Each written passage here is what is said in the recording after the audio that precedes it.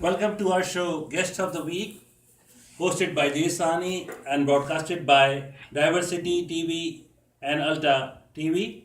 Today in our show, we have our guest, Dan Johnston, also known as Can Man Dan. Welcome to our show, Dan. Hey, well, it's a pleasure to be here. I'm excited. My first time. Yeah. So, tell me something about yourself, Dan. You are helping a lot of people in our community. You're working as a social activist and also as a community organizer.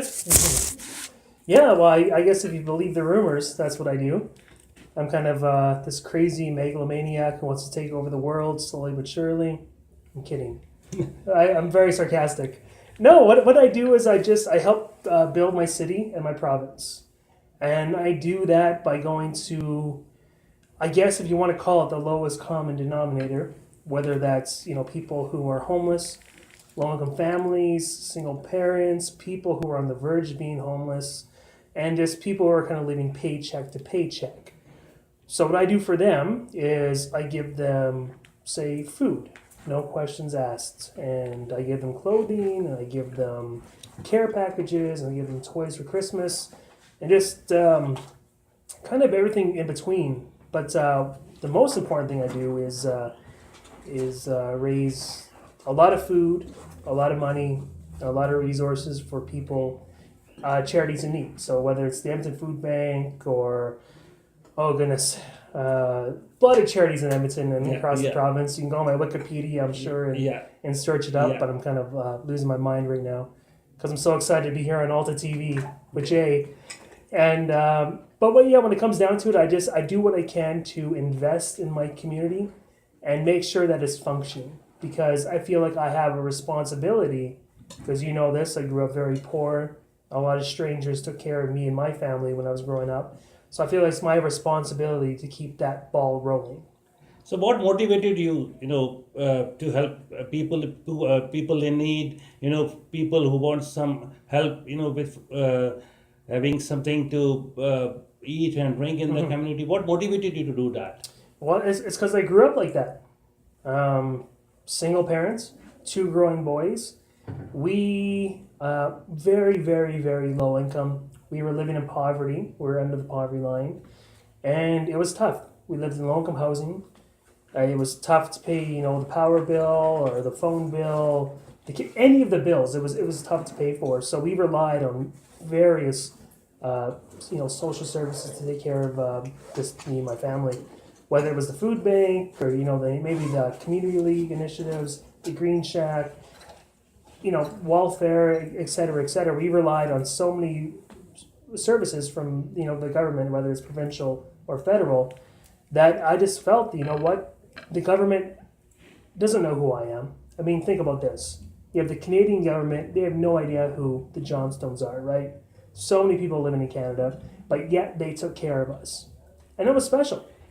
Do you have some special programs, to help people do some types of, events like that? How do you connect with them? Like someone, like there are some non-profit organization to work with, so that people know that, these types of events are happening and you will be a part of it.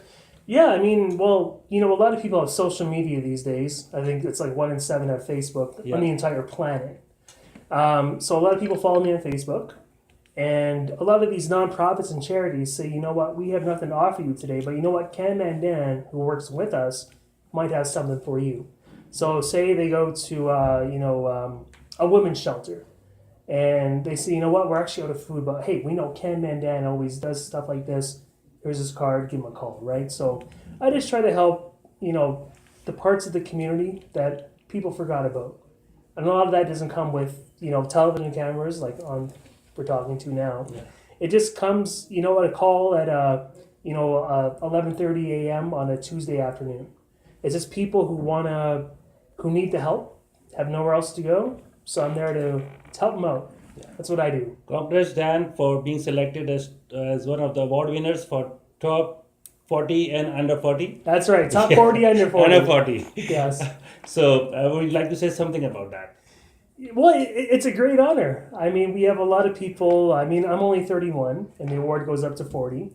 And it recognizes people who are under that age of 40 who give back to their city in some sort of way, or uh, avenue. But for me to get the award is incredibly humbling because I never started my whole initiative to get accolades or awards or attention or interviews on Alta TV. What it comes down to is I just did it because people did that for me.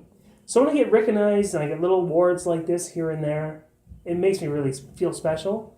But it makes me work even harder because I know there's an issue, there's a problem, and things. As we always want to say, all these political parties say, hey, things are getting better. Maybe they are, maybe they're not. Maybe I'm just not seeing it because I'm with kind of the lowest common denominator, as they want to say. People used to call me that. But you know what? I'm out in the trenches every day, and I'm hearing the stories. So once those problems go away, then I'll go away, and that's fingers crossed. What do you think about future of in Edmonton?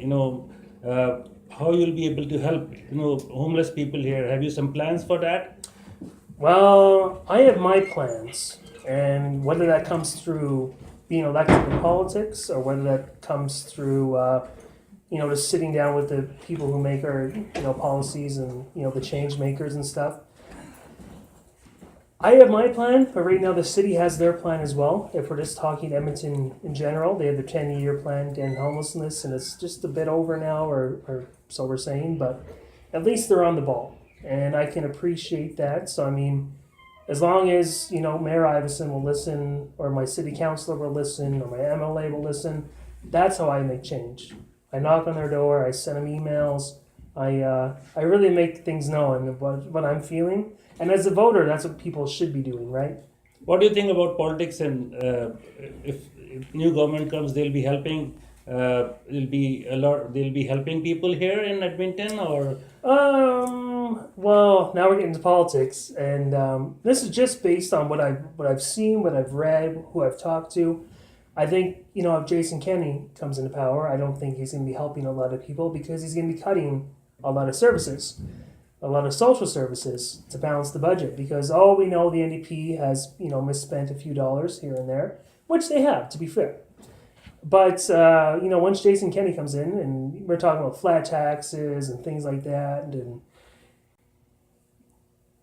he's going to accomplish that by cutting services and maybe issuing a flat tax. And his whole plan right now doesn't make sense, and that's okay because they're still building towards it. And I hope to God, the last thing I want is a political party to flourish in the amount of money that they're getting, and actual residents, actual voters diminish because it's too busy focused on a party, right? So hopefully one of the governments sees it, and I think it's going to be, I think it might come down to a city level. People like Iveson and Nenshi. you would like to say something to our viewers for about the people, how do you help them, and some message for our viewers on.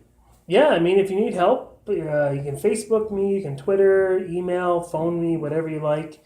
I don't always have my warehouse, which is my basement, stocked up, but if I do, I'll be more than happy to give it to you.